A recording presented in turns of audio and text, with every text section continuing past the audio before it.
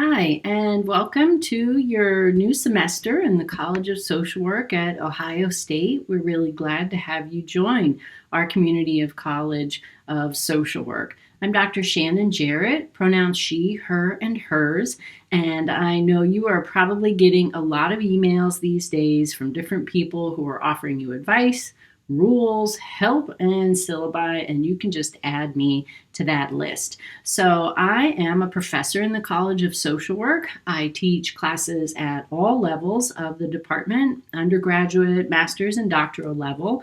I concentrate both in my teaching and in my research on adult development and aging. My favorite thing to study is intergenerational programs. So those are those programs that bring young and old people together, usually people who are not related, and they work together to address each other's needs. It takes a strengths-based approach and views those young and old people as an asset to each other.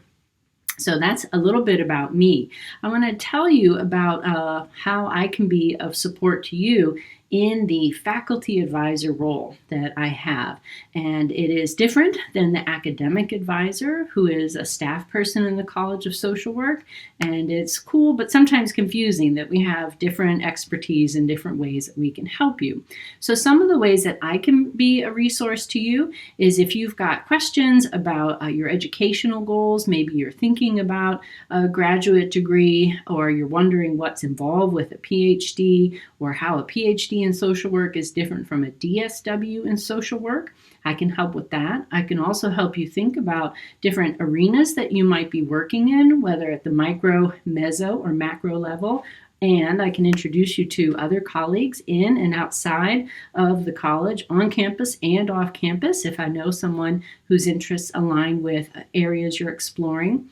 I'm also a good resource if you have questions about getting involved with research. That's something I spend a lot of time doing in Columbus, in other states, and I've even done international research. And I can advise you in thinking about independent studies as well. Questions that you'll have, you want to reach out to your academic advisor. We're going to relate more around curriculum requirements, guidelines on adding or dropping classes, getting your courses scheduled, connecting to resources on campus. If you come to me with one of those questions, I'll be very happy to make sure you get in touch with that academic advisor if it's a question that I can't answer for you. But it might save you a couple of emails if you can help to start thinking about the distinction in the roles that we play. I also want to bring up, if you're having thoughts about dropping classes because of everything that is going on in the world right now, and you're having to manage a lot of different things, you are not alone in that boat. This is a good office to call, that academic advisor. I have heard already this month, actually this week, from at least one advisee who is trying to make decisions on how to manage academics and their work and their family roles. And they found the academic advisor an important resource on what their options were, and was able to share some useful information they did not know about, and they were having to make some difficult decisions. Our academic advising office was real useful to them. You have got in your syllabi for all your classes a lot of different resources. I'm going to just touch on a couple. You've got a new website, wasn't here in the past, and that's the Safe and Healthy Buckeyes website that talks about the protocol we're trying to follow to keep everybody healthy, has got resources on mental and physical wellness, talks about emergency funds. Those could be helping you with some of the decisions you need to make, and housing, transportation, academic calendar issues, since our calendar looks a little different this semester.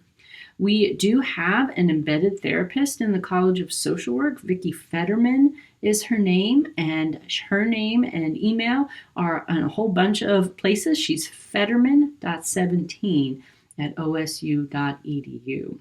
Other resources, there's a bunch of places, including in Stillman Hall, where you can pick up those Welcome Back to Campus kits that have got the thermometers, disposable and washable masks.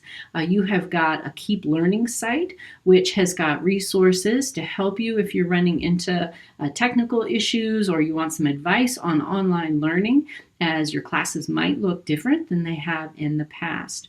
A new feature is that we in Stillman Hall in the College of Social Work recognize that people don't have as many spaces open to them to study, and so we have dedicated some spaces for quiet study or for getting on a synchronous Zoom session. You should be, if you haven't already, get information about how to schedule those spaces. Some of them are going to be drop-in and some will be first come, first served scheduled. Right, so check that out.